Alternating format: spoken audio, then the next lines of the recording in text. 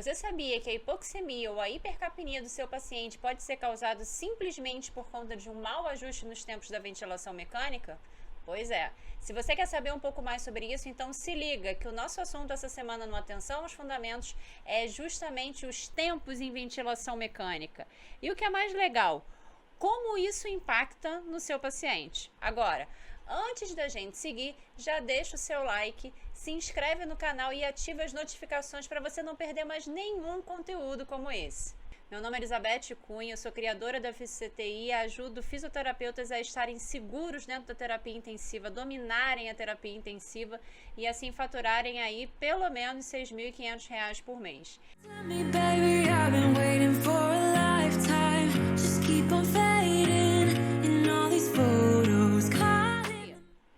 Os tempos em ventilação mecânica são muito pouco falados. Você vai ver aí um sem número de vídeos, um sem número de gente falando sobre o ajuste do volume corrente, o ajuste da pressão expiratória, o ajuste da PIP, da FO2, mas quase ninguém está falando sobre ajuste de tempo. E muitas vezes, o nosso paciente está lá descompensado, está lá hipoxêmico, está retendo CO2, ou seja, aumentando o nível dele de CO2 e fazendo o que a gente chama de hipercapnia, né, que é o aumento dos níveis de CO2, justamente porque você não programou ali os tempos como deveria para esse paciente. E é isso que a gente vai descomplicar para você na noite de hoje. Então a gente vai falar o que pouca gente fala, mas que muitas vezes é o que está acontecendo ali à beira-leito e você fica ali quebrando cabeça para tentar resolver a vida do seu paciente na ventilação mecânica. Então, antes da gente começar o tempo em ventilação mecânica, eu queria passar com vocês sobre o tempo na ventilação espontânea. Sabe aquela história da aeromoça? Eu sei que você já sabe, mas não custa repetir.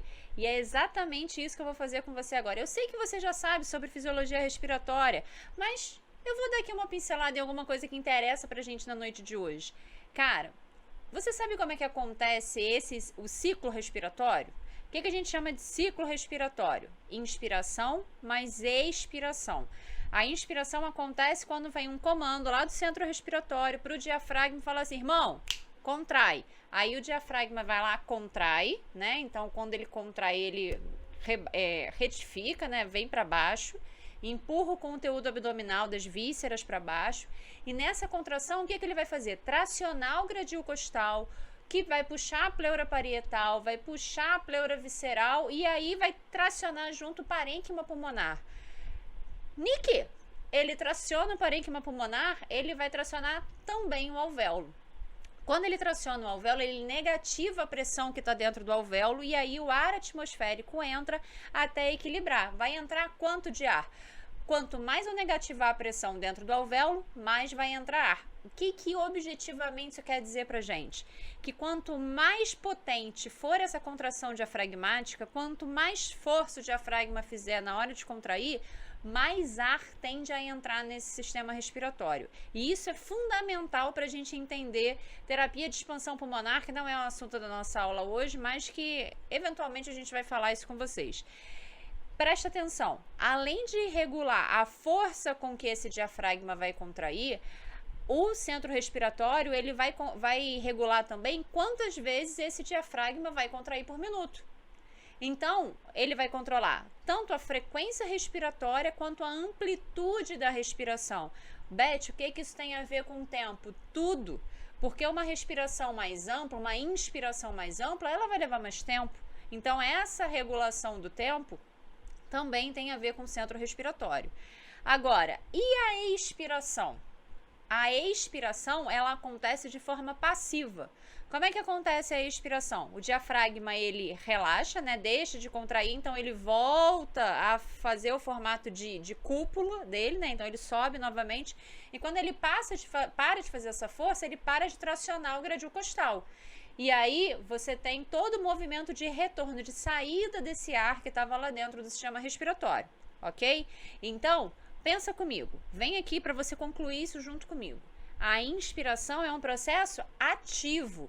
Eu tenho ali efetivamente uma contração muscular promovendo todo esse tracionamento, todo esse estiramento, né, por meio da interdependência.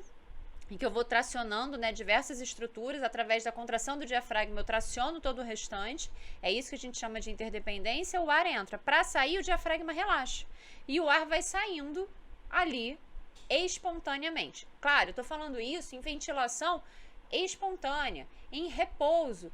No exercício físico é completamente diferente. Quando esse paciente está submetido a algum esforço, isso acontece de uma outra maneira. A gente está falando aqui na ventilação espontânea. Você aí sentadinho agora assistindo essa live. Agora presta atenção em uma coisa.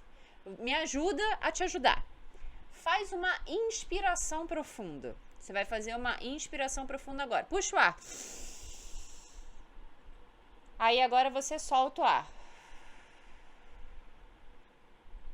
Beleza? Agora você vai fazer uma inspiração e uma expiração espontânea. Vai inspirar e vai expirar.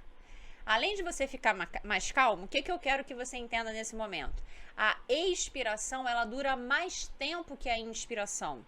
E aí você vai me perguntar, por quê? E aí eu te respondo, simples, pequeno gafanhoto, porque a inspiração é um processo ativo. Então ela depende de uma contração muscular, ela tem essa ativação que vai fazer tudo isso que eu falei para você. Os alunos dizem que é um mantra da FCTI, né? O diafragma contrai, puxa o gradil costal, puxa a pleura parietal, puxa a pleura visceral, traciona o parênquima, negativa pressão no alvéolo e o ar entra. Para expirar, eu preciso só do relaxamento do diafragma. Então, esse relaxamento vai durar mais tempo. A nossa expiração, ela dura mais tempo do que a inspiração, ok? De novo, isso eu tô falando em ventilação espontânea. Na ventilação mecânica, já acontece de uma outra forma. Por quê? A gente faz, né, ventilação mecânica com um processo que a gente chama de ventilação mecânica por pressão positiva. Traduzindo, aperta a tecla SAP, Beth. Eu tô falando que eu tô empurrando o ar para o paciente. Em ventilação espontânea, eu aqui agora conversando com vocês, você aí em casa me assistindo, você tá ventilando por ventilação negativa, por pressão negativa, ou seja, lembra que eu falei que o diafragma vai, puxa tudo lá e chega no alvéolo e negativa a pressão?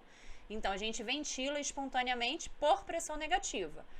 Para ventilação mecânica é diferente. Quando o paciente está entregue, eu não tenho contração diafragmática. Como é que esse ar vai entrar? Eu vou empurrar, eu vou pressurizar esse sistema e a isso a gente chama de pressão positiva. Então, a duração da fase inspiratória vai depender dos parâmetros que eu colocar no ventilador e isso vai variar de modo ventilatório para modo ventilatório, como a gente vai falar daqui a pouquinho.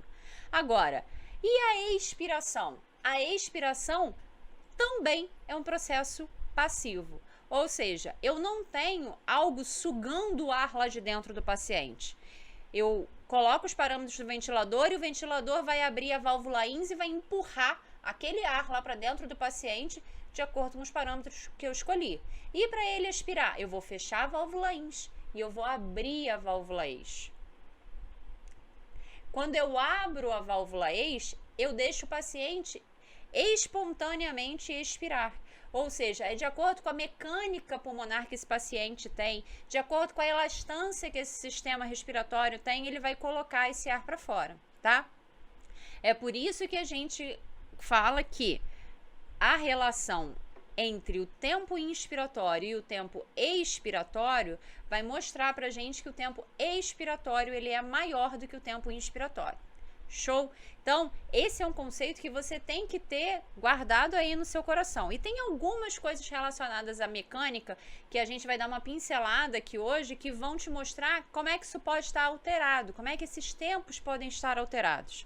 Agora, o que eu quero falar com você? Por que você precisa ajustar o tempo inspiratório? Porque você tem alvéolos de tamanhos diferentes, sob condições diferentes, em locais diferentes do pulmão.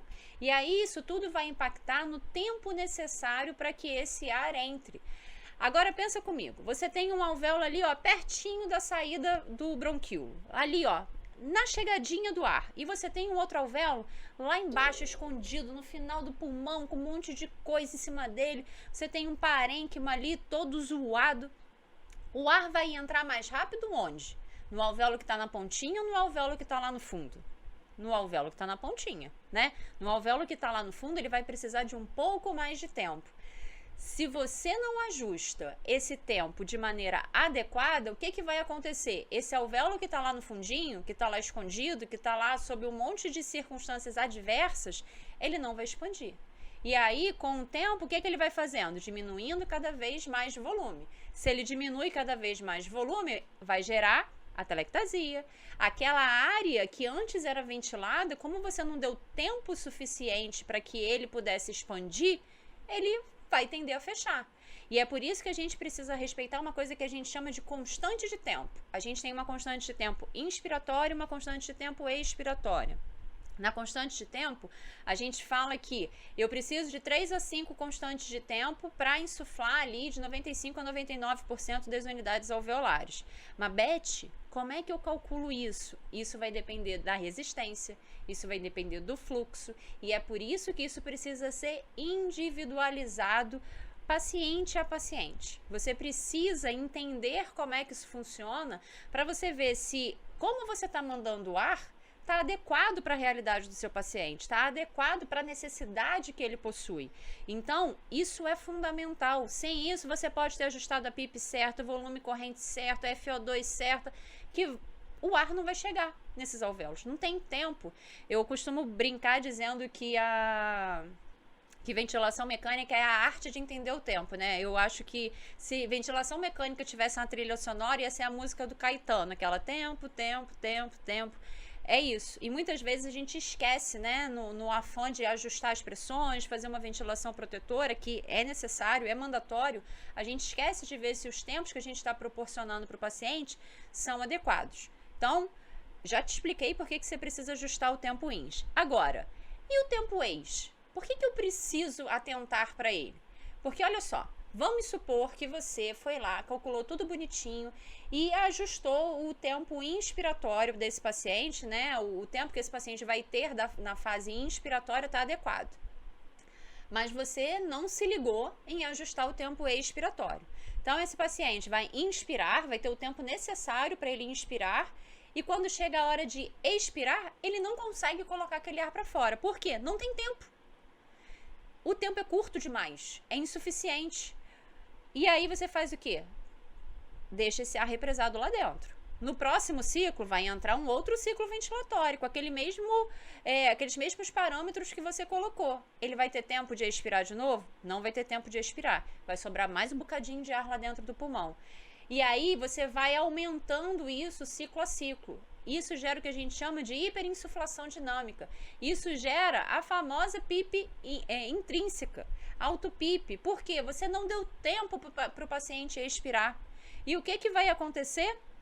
Você vai ficar com aquele ar saturado lá dentro, porque quando entrar o ar novo já vai estar cheio de ar lá dentro, e você vai piorando esse paciente ciclo a ciclo. Então você precisa ter um tempo ins que permita eu insuflar a maior quantidade de unidades alveolares disponíveis ali para serem insufladas, e você precisa também de um tempo expiratório que seja suficiente para colocar todo aquele volume corrente que você mandou na inspiração para fora. Entende como é que é um equilíbrio? Entende por que não dá para decorar? Não dá para eu dizer para você, você vai ventilar um paciente DPOC com esses parâmetros. Ventilação mecânica tem que ser individualizada. E essa questão do tempo é uma questão que muitas vezes é negligenciada. E às vezes eu vejo os fisioterapeutas falando assim, não, porque eu fiz os ajustes finos. Aí quando eu vou ver, né? Muitas vezes é ajuste de tempo. Ajuste de tempo não é ajuste fino, não é aquele ajuste que você faz assim, deixa aqui, vou tirar aqui, esse pedacinho. Não é, faz parte do ajuste da ventilação mecânica, do ajuste básico, tá? Precisa ter atenção em relação a isso. E aí, eu queria contar para vocês, né? Quais são as variáveis que têm impacto no tempo inspiratório. E por quê, né? Por que a gente pensa sempre nisso? Primeiro de tudo, a gente precisa entender que existe uma coisa chamada frequência respiratória. Beth, mas eu sei o que é frequência respiratória.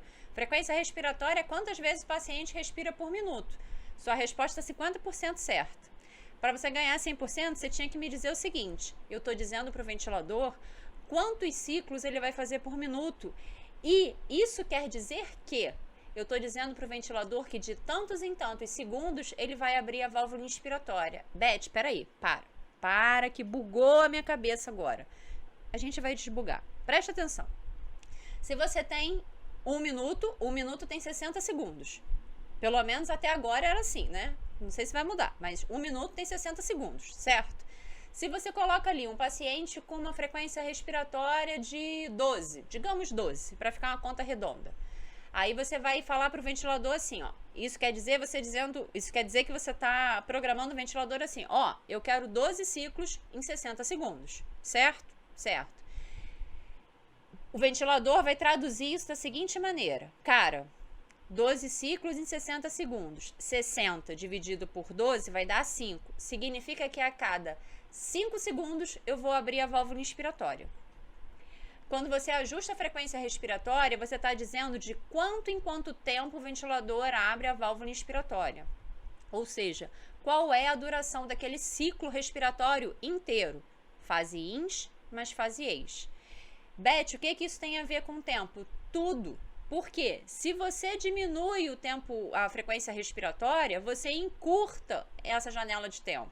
A janela entre o tempo ins e o tempo ex. Se você diminui a frequência respiratória, você aumenta essa janela de tempo, tá? Então, de novo, aumentei a frequência respiratória significa que eu vou ter mais ciclos por minuto. Se eu tenho mais ciclos por minuto, significa que eu tenho menos tempo, tá? E o inverso também é verdadeiro.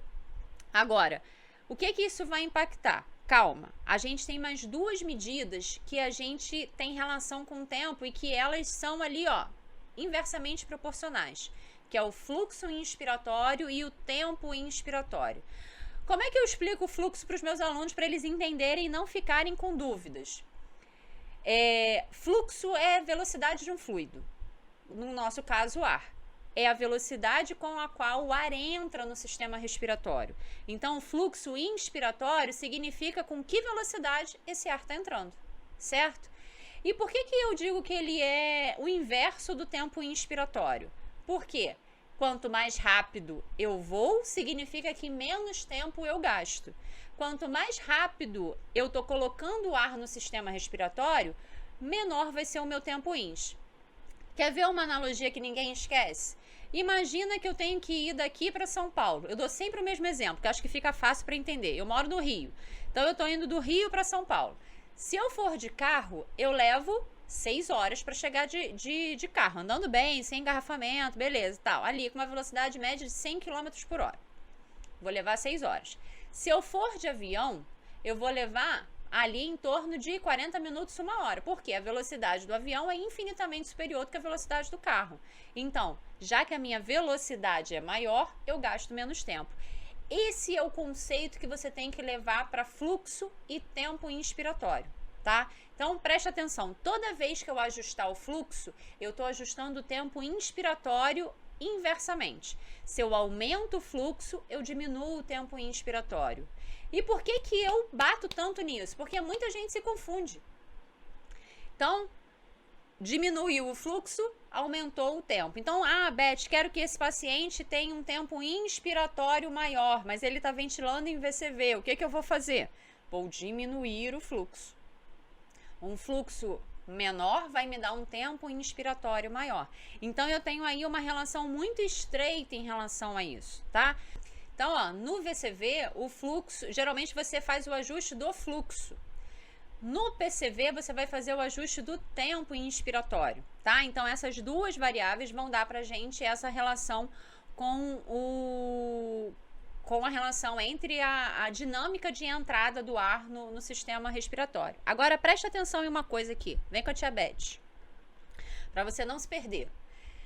Quando eu falo de tempo inspiratório e o paciente está ventilando em VCV, a gente faz a questão do ajuste do fluxo para ver essa questão da velocidade.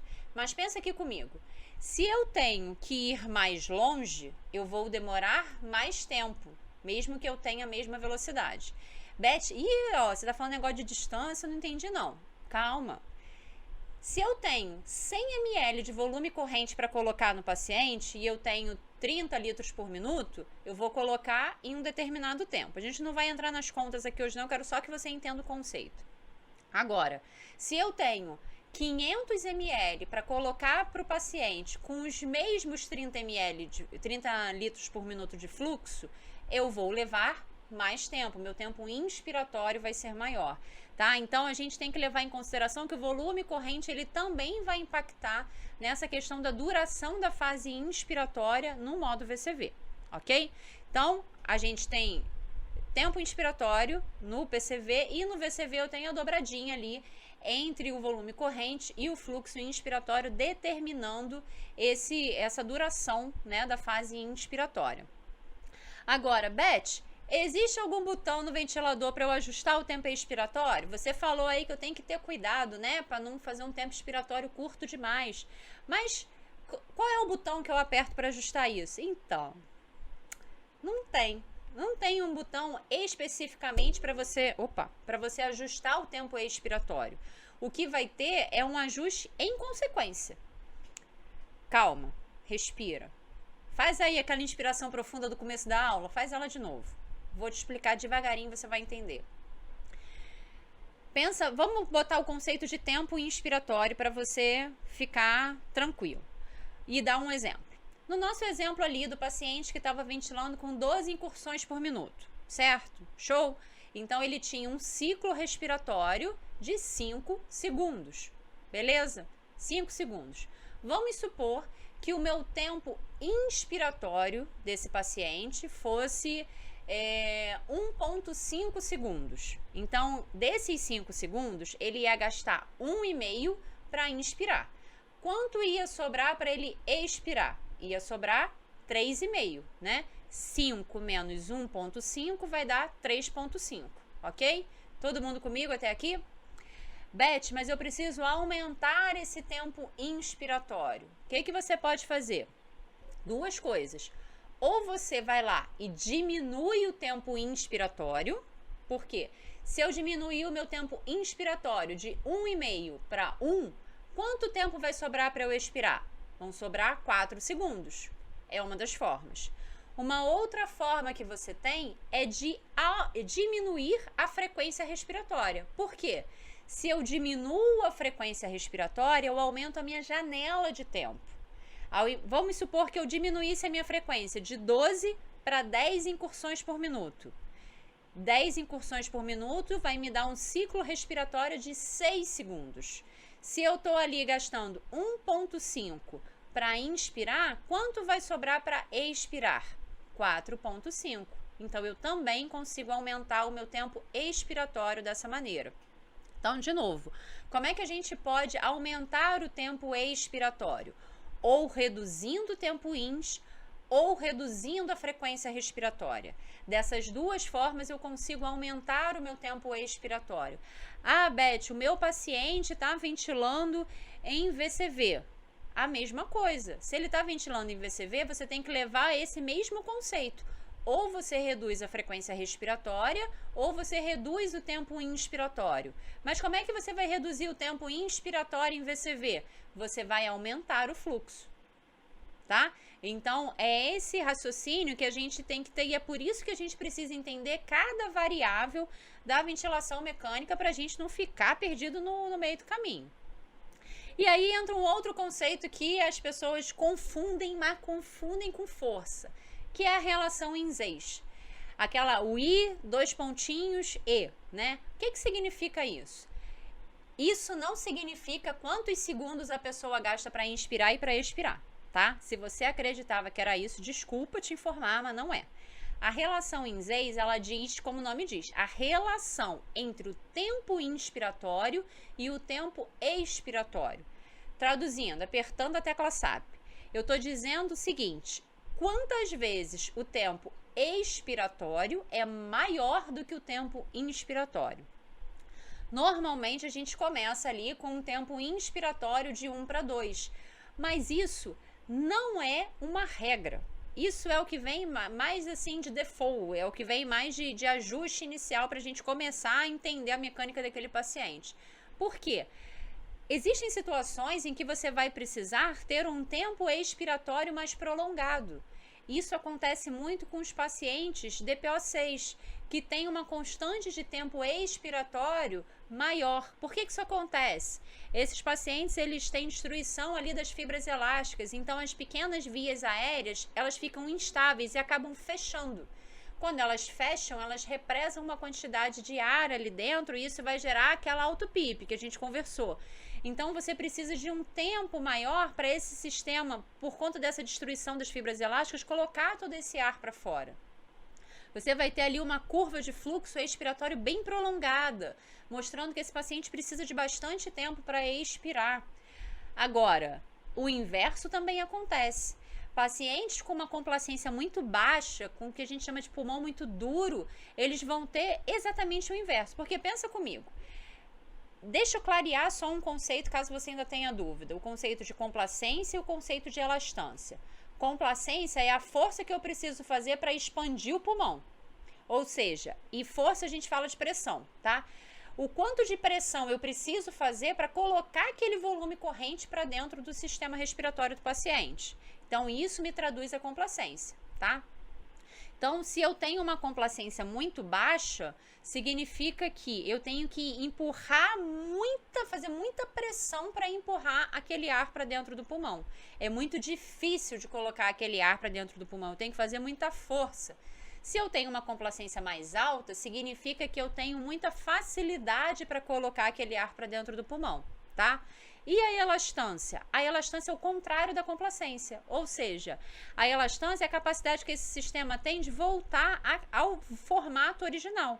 E aí é por isso que a gente diz que o pulmão é um órgão viscoelástico. Eu tenho essa capacidade por conta da composição do parênquima, da matriz ali pulmonar, extracelular, né, do pulmão, que ele vai fazer essa abertura, né? Essa distensão na inspiração e na expiração ele volta ao volume original, beleza? Então, voltando aqui ao exemplo do nosso paciente DPOC, o paciente inspira, mas ele já está hiperinsuflado. Lembra disso? É uma característica do DPOC essa hiperinsuflação. Você pode piorar ela na ventilação mecânica, mas a gente não vai fazer isso, né? Porque a gente sabe que a gente tem que proteger o pulmão e a gente vai ventilar direitinho. Então, esse paciente é um paciente hiperinsuflado. Você precisa de quê? Tempo para ele voltar para esse volume original. Agora, vamos pegar o oposto. Um paciente que tem uma complacência muito baixa. Um paciente com uma SARA severa, que tem uma complacência ali, eu já ventilei pacientes com complacência de 9, de 10. É muito baixo. O valor de referência ali é entre 60 a 100, né? Então, essa complacência muito baixa vai fazer o quê? Eu tenho que fazer muita força para empurrar esse ar para dentro. Na hora que eu parar de empurrar esse ar para dentro, o que vai fazer? Ele sai rapidamente. Então, esses pacientes podem ter um tempo expiratório menor. Às vezes, você trabalha ali com uma relação em Zeiss de 1 para 1,5. Entende como é que a gente não pode botar todos os pacientes no mesmo pacote? E aí isso justifica até alguns protocolos, como o protocolo TCAV, que dá um tempo maior para esse paciente inspirar e aí permite essa exalação controlada. Por quê? Para um paciente que tem uma complacência muito ruim, o tempo inspiratório ele é fundamental. Por quê? Esse tempo inspiratório mais longo vai permitir que eu acesse aquelas unidades que estão mais difíceis de serem ventiladas. Aquelas unidades que estão ali, ó, tudo requenguela, tudo precisando de um pouco mais de tempo. E quanto mais fechado o alvéolo, mais difícil é dele abrir. Lembra disso? Tem uma lei, inclusive, sobre isso, mas eu não vou falar de lei de fórmula, porque quando eu falo isso, a cabeça de vocês buga. Então, eu quero vocês aqui comigo. Então, entende por que a gente precisa controlar bem esses tempos, prestar bastante atenção, porque como é que isso vai impactar na hipoxemia e na hipercapnia? Pensa comigo. Se eu não tenho tempo para ventilar a maior quantidade de alvéolos possível, eu não vou conseguir fazer a melhor troca gasosa possível. Eu vou ter uma ventilação menor.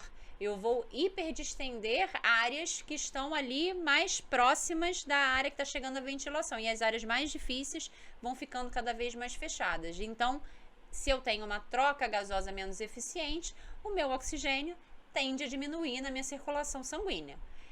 E se eu não tenho tempo para expirar, eu vou guardando e guardando e guardando e guardando e guardando e guardando cada vez mais CO2. Muitas vezes o que o paciente precisa é só esse ajuste de tempo. Quando você ajusta os tempos, ajusta uma frequência respiratória adequada, ajusta um fluxo inspiratório, um tempo inspiratório adequado, aquele paciente começa a melhorar da hipoxemia e começa a melhorar da hipercapnia. E pensa no seguinte, você precisa olhar o paciente como um todo. Você precisa ter esse olhar abrangente, sem decorar, sem fórmula, entender essa mecânica. A gente não vai ventilar a gasometria. Muitas vezes eu peguei paciente assim, o paciente estava com uma hipercapnia, né, um nível de CO2 lá em cima, estratosférico. E aí o pessoal vai lá e aumenta a frequência respiratória, coloca 35 de frequência respiratória. Gente, 35 de frequência respiratória é menos de 2 segundos para esse paciente inspirar e expirar. E aí, vamos aumentar aqui o volume minuto, ainda, o volume corrente dele. Aí, além de botar uma frequência respiratória alta, bota um volume corrente alto numa tentativa insana de lavar o CO2. O que vai acontecer? Se você coloca uma frequência respiratória muito alta, além de não resolver a hipercapnia, você vai piorar. Por quê? Você não vai ter tempo de acessar aqueles alvéolos. Lembra dos alvéolos lá? Dos difíceis? Dos complicados? Dos machucados? Dos requenguelos? Se você não consegue ventilar, eles vão tendendo a fechar. E aí você vai fazendo o quê? Retendo mais e mais e mais CO2.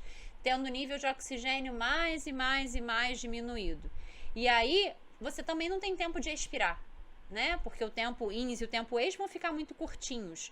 Você acaba retendo ainda mais CO2 e piorando progressivamente essa mecânica do paciente. Além disso, a gente já falou aí há 2 aulas atrás sobre a questão da hiperdistensão. Quando você coloca um volume corrente muito alto, né? O que você vai fazer? Você vai hiperdistender aqueles alvéolos que estão recebendo ali aquele volume corrente primariamente, e aí quando esse alvéolo está hiperdistendido, assim, ó, super cheio de ar, primeira coisa, essa hiperdistensão vai causar o que a gente chama de volutrauma, vai causar liberação de mediador inflamatório, vai lesar ainda mais esse pulmão, só pra gente começar a brincadeira. Segunda coisa, esse alvéolo hiperdistendido vai comprimir o capilar. Lembra que o alvéolo fica muito pertinho do capilar? Se eu tenho um volume corrente grande demais, eu impeço a circulação sanguínea, e aí eu crio o que a gente chama de espaço morto alveolar. Não é maneiro. Não é maneiro, só piora a situação. Então, lembra, seja gentil com o pulmão. A sua função primordial na ventilação mecânica é proteger o pulmão enquanto o insulto primário, enquanto o que levou esse paciente para a ventilação mecânica é resolvido. Você não pode ser outra pessoa para ficar causando mais treta naquele pulmão, irmão. Presta atenção nisso. Então, fazer uma ventilação que seja efetivamente protetora passa também, além da gente ter uma driving pressure controlada, além da gente ter uma PIP individualizada, de regular os níveis de FO2 para esse paciente, para não gerar hiperóxia, passa também por a gente ter tempo suficiente para esse paciente inspirar e expirar. Muitas vezes eu ensino meus alunos a ajustarem o tempo do inspiratório do paciente em PCV só vendo a curva de fluxo. Dá pra gente ajustar bonitinho por ali. A Verônica perguntou se ajusta o tempo de rampa. Verônica, sim, o tempo de rampa, ele é um ajuste, o rise time, né, ele é um ajuste específico para os modos de pressão. No PCV, ele tem muita relação com essa questão do fluxo que vai para o paciente, então ele acaba interferindo um pouco no volume corrente que esse paciente recebe. Principalmente, se esse paciente tem um pulmão muito heterogêneo. No PSV, o Rise Time, ele vai falar muito sobre a sincronia do paciente, sobre esse fluxo que o paciente precisa receber, o fluxo de ataque, né, que a gente chama, que a gente precisa regular de acordo com a demanda ventilatória do paciente. Então, o Rise Time, ele também, ou o tempo de rampa, né, ele é também um ajuste importante de tempo, tá? Tem uma outra pergunta aqui. Humberto, os ajustes finos, eles muitas vezes estão relacionados ao rise time e ao percentual de ciclagem no modo PCV. Então, esses ajustes ficam muito por conta que é um ajuste muito sutil mesmo que você vai fazer. Às vezes, no PCV, desculpa, no PSV, o que vai fazer esse paciente ficar bem adaptado, que vai fazer com que esse paciente fique sem fazer a sincronia, justamente esse ajuste entre o rise time, que é um ajuste muito ali, à beira-leito mesmo, você olhando o paciente, e o percentual de ciclagem. Então é isso sim que a gente considera de ajuste fino. Agora, fluxo, tempo inspiratório, frequência respiratória e essa relação entre o tempo ins e o tempo ex é um ajuste que faz parte do ajuste da ventilação mecânica mesmo. A Érica está perguntando qual a forma correta de lavar o CO2. Vai depender do motivo que está fazendo esse paciente juntar o CO2, Érica, né? O motivo que está fazendo esse paciente acumular o CO2. Pode ser hiperdistensão, e aí você tem que avaliar isso, porque como eu falei aqui, o exemplo da hiperdistensão, você vai ter um alvéolo hiperdistendido que vai estar interrompendo o fluxo sanguíneo e fazendo mais lesão nesse pulmão. Então, qual é o ajuste nesse caso? Eu preciso organizar a ventilação desse paciente para eliminar essa hiperdistensão. Não vai adiantar eu aumentar o volume minuto. Nesse caso, você vai ter até que provavelmente diminuir o volume corrente, ver se a PIP está adequada para esse paciente. Agora, o paciente está retendo CO2 porque ele está hipoventilando. Qual é a causa dessa hipoventilação? Tem alguma obstrução no tubo? O paciente está fazendo broncoespasmo? O paciente está realmente recebendo um volume corrente ou uma frequência respiratória menor do que ele precisa? Aí você precisa ajustar esses fatores. Vai depender de por que esse paciente começou a reter CO2, entendeu? Mas as principais causas são essas. Vão haver situações, né? Vai haver situações em que você vai ajustar tudo isso e o paciente vai continuar retendo CO2. Uma das possibilidades é pronar o paciente, porque pronando o paciente, dependendo da patologia que esse paciente apresente, você vai melhorar essa mecânica do paciente, vai ajudar essa ventilação a melhorar e aí, consequentemente, você acaba eliminando esse excesso de CO2, tá? Agora, antes da gente buscar uma gasometria de livro, né, que a gente chama, eu quero ali, ó, tudo bonitinho. pH de 7,4, CO2 de 40, uma PaO2 ali de 100, saturação de 100. Antes disso, você tem que buscar, na verdade, otimizar o suporte ventilatório para a realidade daquele paciente. Em muitos casos, é preferível você manter uma hipercapnia, que a gente chama de hipercapnia permissiva, para poder garantir uma ventilação protetora, do que querer lavar desesperadamente o CO2 sem pensar na repercussão que isso vai trazer no pulmão. Se você aumenta, vai lá e que se dane a driving pressure, que se dane a mecânica, esse negócio não existe. Você vai aumentar o volume minuto desse paciente, vou aumentar aqui pra caramba o volume corrente e vou lavar a qualquer custo. O pessoal fala assim, eu vou fechar os olhos para mecânica e vou lavar de qualquer jeito. O que vai acontecer é que num primeiro momento esse paciente vai até melhorar. Mas de 30 minutos, 1 hora depois, o que vai acontecer é que esse paciente vai piorar. Por quê? Vai gerar edema. Isso é uma agressão. Você tem mais liberação de mediador inflamatório, você tem mais treta acontecendo ali. Então a gente precisa ter muito cuidado em relação a isso, entendeu? E aí, como eu falei, além de eliminar o CO2 dessa maneira, às vezes a treta que pode estar rolando é um tempo expiratório mal ajustado. Um tempo inspiratório insuficiente, esse paciente está hipoventilando por conta disso, entendeu? Driving pressure é o volume corrente otimizado? Não, Humberto, a driving pressure é uma relação que a gente faz, a gente chama de pressão motriz, né? Traduzindo ao pé da letra é isso, é a variação de pressão entre a expiração e a inspiração. Como é que você faz isso? Você faz uma pausa inspiratória e aí você vai medir a pressão de platô. A driving pressure é a diferença entre a pressão de platô e a PIP. Por quê? A pressão de platô é a pressão que efetivamente chega no alvéolo. Então, a driving pressure é essa pressão, né, essa diferença de pressão, a gente precisa manter ali no máximo em 15. Tem outra pergunta da Verônica aqui. Em paciente com morte cerebral, qual cuidado devemos ter com a VM para doação de órgãos? Você tem que manter um CO2 dentro da normalidade e uma oxigenação ali com a PaO2 acima de 60, para viabilizar essa questão da doação. A Cláudia colocou aqui, PIP menos pressão de platô. Na verdade, é o contrário. Pressão de platô menos PIP. Mas é exatamente isso. E aí, voltando na pergunta do Humberto, a questão do driving pressure é o volume corrente otimizado. O volume corrente ele tem uma relação íntima, né, com a driving pressure, porque quanto maior o volume corrente, maior vai ser essa pressão de platô, porque significa que mais ar eu estou colocando para esse sistema respiratório. Então a gente precisa justamente fazer esse balanço do volume corrente ideal para esse paciente, né, do volume corrente mais indicado, desde que eu garanta uma driving pressure ali dentro da limitação, que é abaixo de 15. Se esse paciente for um paciente com SARA, né, a gente considera até abaixo de 13, tá? Ó, então a gente vai encerrando por aqui. Um beijo grande, vejo vocês amanhã na jornada. Tchau, tchau!